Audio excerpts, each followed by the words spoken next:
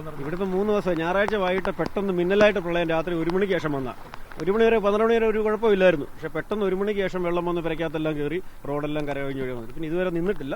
ഇന്ന് ശകലം കുറവുണ്ടായിരുന്നു. പക്ഷേ ഇപ്പോൾ രാവിലത്തെ ആ മഴയ്ക്ക് ആ കുറവുകൂടെ ഒരുപോലെയായി. ഇനിയും വെള്ളം വരുമെന്ന് പ്രതീക്ഷിക്കുന്നു. വീട്ടിലേക്ക് സാധനമൊക്കെ കുറച്ച് നേരത്തെ മേടിച്ച് സ്റ്റോക്ക് ചെയ്ത് വെച്ചിട്ടുണ്ട്. അതുകൊണ്ടൊക്കെ നിൽക്കുന്നു. മേളത്തെ നിലയിലാണ്. മേളത്തെ നില തൽക്കാലം പോയി ഞങ്ങൾ താമസിക്കുകയാണ്. താഴെ കുക്ക് ചെയ്യും, വെള്ളത്തിൽ ഒന്ന് കുക്ക് ചെയ്യും, എന്നിട്ട് എടുത്തുകൊണ്ട് പോയിട്ട് മേളിൽ പോയിരുന്ന് കഴിക്കുകയാണ് ഇപ്പം ചെയ്യുന്നത്. മഴ തുടരുകയാണെങ്കിൽ തുടരുകയാണെങ്കിൽ ക്യാമ്പുകളിലേക്ക് പോകേണ്ട അവസ്ഥ വരും. താഴത്തെ സാധനങ്ങളെല്ലാം നമുക്ക് നഷ്ടപ്പെട്ടു. കിടക്കകളും ബാക്കി ഫ്രിഡ്ജൊക്കെ പൊക്കി വെച്ചിരിക്കുകയാണ്. പിന്നെ ഇനി അറിയത്തില്ല, ഇനിയും മുന്നോട്ട് പൊങ്ങി വന്നാൽ നമ്മൾ ഇവിടുന്ന് പോകേണ്ട അവസ്ഥ 2018 പോലെ വരും. 2018 ശേഷം ആദ്യമായിട്ടാണ് ഇത്രയും വെള്ളം വരുന്നത്. കഴിഞ്ഞ വർഷം വന്നെങ്കിൽ ഇത്രയും വന്നില്ല. ഇത്രയും നമുക്ക് അപകടമൊന്നും ഇത്രയും ഇത് കൂടുതലല്ലായിരുന്നു. ഒരു പരുവത്തിന് വരും, വന്നിട്ട് അങ്ങ് പോകുമായിരുന്നു. ചേട്ടൻ എവിടെയാണ് താമസിക്കുന്നത്? ഞാൻ ഈ സ്കൂളിൻ്റെ അപ്പുറത്താണ്. മുഴുവൻ ക്യാമ്പ് ഉണ്ട്. ഈ എല്ലാ റോഡുകളും മുങ്ങിക്കിടക്കുക. അതാണ് ഒരു തുരുത്തു പോലെ ഈ ആന്ധ്രപ്രദേശ് പ്രദേശം. ഈ ടൗണിലൊക്കെ വെള്ളം കുറഞ്ഞിട്ടുണ്ട്. MC റോഡൊക്കെ ഇപ്പോൾ വെള്ളം കുറഞ്ഞു. ടൗണിൽ ശകലം കുറഞ്ഞിട്ടുണ്ട്. ഒരു ശകലം കുറവേ ഉള്ളൂ. വലിയ കുറവൊന്നുമില്ല. അപ്പോൾ ആ സാധനത്തിനൊക്കെ വലിയ ബുദ്ധിമുട്ട് ഓരോരുത്തരെയും ഇറക്കിക്കൊണ്ടിരിക്കുക ക്യാമ്പിലൊക്കെ. എന്തായാലും ഇവിടെ ഈ ആലന്തുരുത്ത് മേഖലകളിൽ അവിടെ നിലവിലിപ്പോൾ വെള്ളത്തിന് കുറവില്ല. അതാണ് ഇപ്പൊ മഴ കൂടി പെയ്തോടുകൂടി വെള്ളം ഇങ്ങനെ കൂടിക്കൂടി വരികയാണ്. ഒരു തോണിയൊക്കെ എടുത്താണ് നിലവിൽ ഇങ്ങനെ ആളുകളെ അങ്ങോട്ടും ഇങ്ങോട്ടും കൊണ്ടുപോകുന്നത്. മുകളിലത്തെ നിലയിൽ, വീടിന്റെ മുകളിലത്തെ നിലയിലൊക്കെയാണ് താമസിക്കുന്നത്. നമുക്ക് ആ ദൃശ്യങ്ങളിലേക്ക് പോയാൽ കാണാം. ഈ മുകളിലാണ് ആളുകൾ ഇപ്പോൾ താമസിക്കുന്നത്. താഴെ മുഴുവൻ ഏകദേശം വീടിന്റെ ആദ്യ നിലയിലെ പകുതിയോളം ഭാഗങ്ങളെല്ലാം വെള്ളം നിറഞ്ഞ നിലയിലാണ്. നമ്മൾ ടൗണിലൊക്കെ നേരത്തെ കണ്ടിരുന്നു. അവിടെ MC റോഡിലൊക്കെ വെള്ളം മാറി. MC റോഡ് ക്ലിയറായി ആളുകൾക്ക് വാഹനങ്ങൾ ഒക്കെ കടന്നു പോകാനുള്ള സാഹചര്യമൊക്കെ ഉണ്ടായിട്ടുണ്ട്. പക്ഷേ ഉൾപ്രദേശത്തേക്ക് വന്നാൽ ഇപ്പോഴും വെള്ളം ഇങ്ങനെ വന്നുകൊണ്ടിരിക്കുകയാണ്.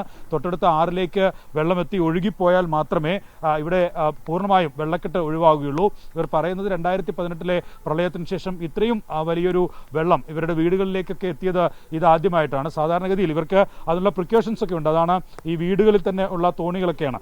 അവർ ആ തോണി വെച്ചാണ് സാധാരണ ഇങ്ങനെയുള്ള സിറ്റുവേഷനിലൊക്കെ അവർ അപ്പുറത്ത് മറുകരയിലേക്ക് പോവുകയൊക്കെ ചെയ്യുന്നത്. സാധനങ്ങൾ എത്തിക്കുന്നത് ഒക്കെ അങ്ങനെയാണ്. അങ്ങനെ പല സ്ഥലങ്ങളിലും അത്തരം സംവിധാനങ്ങളുണ്ട്. പക്ഷേ ഇതിനപ്പുറം ചില ഉന്നതികൾ ഉൾപ്പെടെയുണ്ട്. ആ ഉന്നതികളിൽ ഉള്ള ആളുകളെയാണ് നിലവിലിപ്പോൾ ക്യാമ്പുകളിലേക്ക് മാറ്റിയിരിക്കുന്നത്. ഈ ഞാനിപ്പോൾ നേരെ കാണുന്ന ഭാഗമെന്ന് പറയുന്നത് അത് നേരെ കായലിലേക്ക് പോകുന്ന വഴിയാണ്. ഏകദേശം ആ പാടത്തിനപ്പുറമാണ് കായൽ. ഈ പാടവും കായലും ഒപ്പം തന്നെ ഈ റോഡൊക്കെ നല്ല താറിട്ട റോഡാണ്. പക്ഷേ ഏകദേശം എൻ്റെ മുട്ടിന് മുകളിലോളം വരുന്ന വെള്ളമാണ് ഇപ്പോൾ നിറഞ്ഞിരിക്കുന്നത്. ഒന്നുകൂടി പോയാൽ നമുക്ക് കാണാം വീടിൻ്റെ ഉൾവശത്തേക്ക് വെള്ളം കയറിയ നിലയിലുള്ള ദൃശ്യങ്ങൾ കാണാം. ഇതിനൊക്കെ മുകളിൽ അവർ തൽക്കാലം താമസം മാറ്റിയിരിക്കുന്നു. അവരുടെ ഫ്രിഡ്ജ്, വീട്ടുപകരണങ്ങൾ ഉൾപ്പെടെയുള്ളവയൊക്കെ അങ്ങോട്ട് മാറ്റി വെച്ചിരിക്കുകയാണ്. വീട്ടുകാർ ഒക്കെ ഇവിടെ തന്നെ ഉണ്ട്. അവർ താഴത്തെ നിലയിൽ നിന്ന് പൂർണ്ണമായും മുകളിലേക്ക് മാറി അങ്ങനെ താമസിക്കുകയാണ്. അവർ സാധനങ്ങളൊക്കെ മാറ്റി ഇരിക്കുകയാണ്. വീട്ടിലേക്ക് എത്തണമെങ്കിൽ തന്നെ വലിയ ദുസ്സഹമായ നിലയിൽ ഉള്ള സാഹചര്യമാണ്. അത് ഒരു വീടല്ല, ഒരു തൊട്ടടുത്ത വീടുകളിലുള്ള കോമ്പൗണ്ടുകളെല്ലാം ഇതുപോലെ ഇങ്ങനെ നിറഞ്ഞിരിക്കുകയാണ്. നമുക്ക് ദൃശ്യങ്ങൾ കണ്ടാൽ എത്രമാത്രം തീവ്രമാണ് ഈ വെള്ളപ്പൊക്കം ഇങ്ങോട്ട് എത്തിയത് എന്ന് മനസ്സിലാക്കും. കുഞ്ഞു കുട്ടികൾ ഉൾപ്പെടെയുണ്ട്. മോനെ, വീട്ടിനകത്തൊക്കെ വെള്ളമാണല്ലേ? എത്ര ദിവസമായി ഇത്? 2 ദിവസമായി. സ്കൂളൊന്നും ഇല്ലാത്തതുകൊണ്ട് വീട്ടിൽ തന്നെ മുകളിൽ കയറിയിരിക്കുകയാണ്. വീട്ടുപകരണങ്ങളൊക്കെ മാറ്റിയോ? മുകളിലോട്ട് മാറ്റി. ഭക്ഷണമൊക്കെ ഉണ്ടാക്കുന്നുണ്ട്.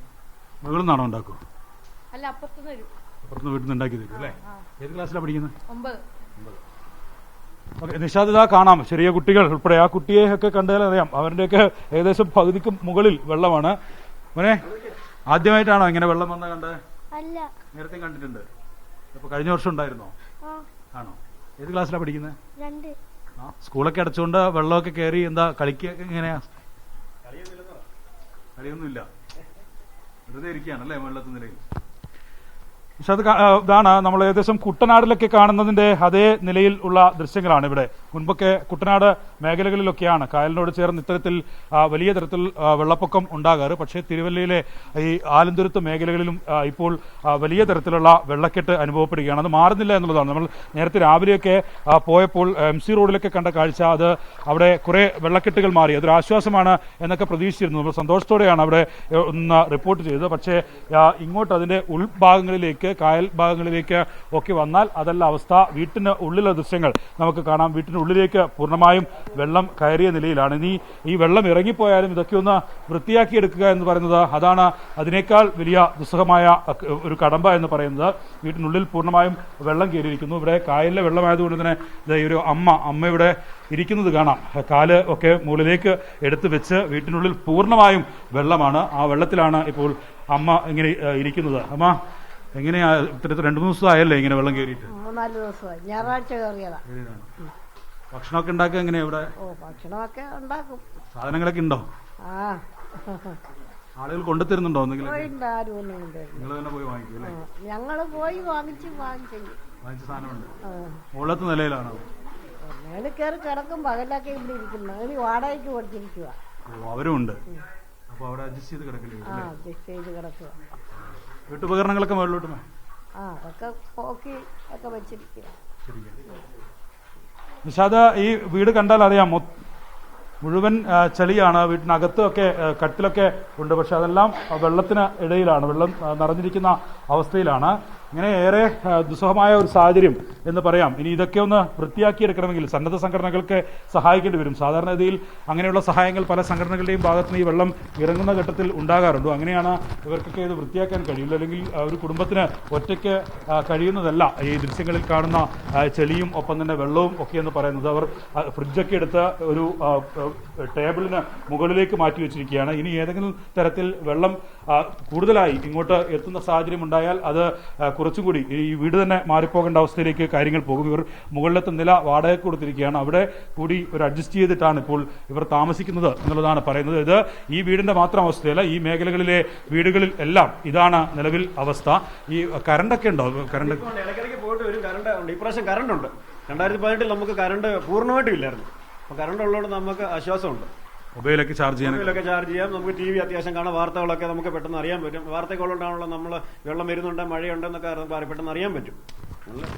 ഞങ്ങൾക്ക് ഞങ്ങളെ സംബന്ധിച്ച് വലിയ പ്രശ്നമില്ല. എന്നാലും പ്രശ്നമാണ്. ഇതൊരു അനുഭവമാണല്ലേ? വലിയൊരു നമ്മൾ കൊച്ചിലോട്ട് ഇതാണ് നമുക്ക് ഇതുണ്ട്, ഇവിടെ വെള്ളമുണ്ട്. പക്ഷേ 18-ന് ശേഷമാണ് ഇത്രയും കൂടുതലായിട്ട് നമ്മൾ ഇത്ര വരാൻ തുടങ്ങുന്നത്. നമ്മൾ ഈ വീടൊക്കെ 2 പ്രാവശ്യം ചാക്കി വെച്ച് പൊക്കിയതാണ്. എന്നിട്ടും ഈ റോഡ് പൊങ്ങുന്നു. പിന്നെ അതൊക്കെയാണ് കാരണങ്ങൾ. പിന്നെ ഇവിടെ എല്ലാ റോഡുകളും പിന്നെ വെള്ളം ഒഴുകി പോകുന്നില്ല പടിഞ്ഞാട്ട്. അതായത് നമ്മൾ ആറ്റിലോട്ട് പോകുന്നില്ല. അതാണ് ഇവിടുത്തെ ഒരു ചെറിയ വിഷയം. പിന്നെ പോളകളെല്ലാം ഈ തോടെല്ലാം പോള കയറി തിങ്ങി കിടക്കുന്നുണ്ട്. നീരൊഴുക്ക് കുറവാണ്. പിന്നെ 2 ദിവസം കൊണ്ട് പോകുമെന്ന് പ്രതീക്ഷിക്കുന്നു.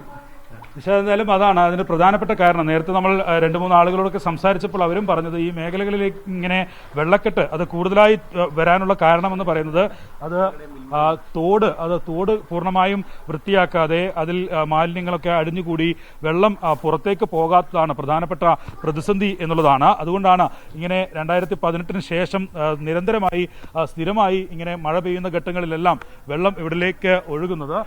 എന്തായാലും നല്ല വെള്ളമുള്ള സ്ഥലമാണ്. ദൃശ്യങ്ങളിൽ കാണാം. ഏകദേശം എൻ്റെ അരയോളം എത്തിയിരിക്കുന്ന വെള്ളത്തിന് ഇടയിലൂടെയാണ് നമ്മളിപ്പോൾ സഞ്ചരിച്ചു കൊണ്ടിരിക്കുന്നത്. തൊട്ടടുത്ത് കാണാം ഒരു പൊതുവിതരണ കേന്ദ്രമുണ്ട്, കടകളുണ്ട്, മിൽമയുണ്ട്. അങ്ങനെയുള്ള ആ കടകളൊക്കെ തുറന്നിട്ടുണ്ട്. അത്യാവശ്യം ഇവർ തോണിയുമായി എത്തിയാണ് സാധനങ്ങളൊക്കെ വാങ്ങുന്നത്. ഒരു വീട് പൂർണ്ണമായും വെള്ളത്തിനടിയിലായ ആ ദൃശ്യങ്ങൾ കൂടി കാണാം. അങ്ങനെ വലിയ തരത്തിലുള്ള സാഹചര്യത്തിലൂടെയാണ് നിലവിൽ ഈ തിരുവല്ല മേഖല കടന്നു പോകുന്നത്. സാധാരണഗതിയിൽ തിരുവല്ലയിൽ ആദ്യം മഴ കൂടുതലായി റാന്നി ഭാഗങ്ങളിലൊക്കെ ഉണ്ടാകുമ്പോൾ അത്ര പെട്ടെന്ന് തിരുവല്ലയിലേക്ക് വെള്ളമെത്തില്ല. പക്ഷേ 1-2 ദിവസം കഴിയുമ്പോഴെത്തും ഈ മണിമലയാർ അത് നിറയുന്നതോടുകൂടിയാണ് പിന്നീട് തിരുവല്ല ഭാഗങ്ങളിലേക്ക് വെള്ളം ഇങ്ങനെ ക്രമാതീതമായി ഒഴുകിയെത്തുന്നത്.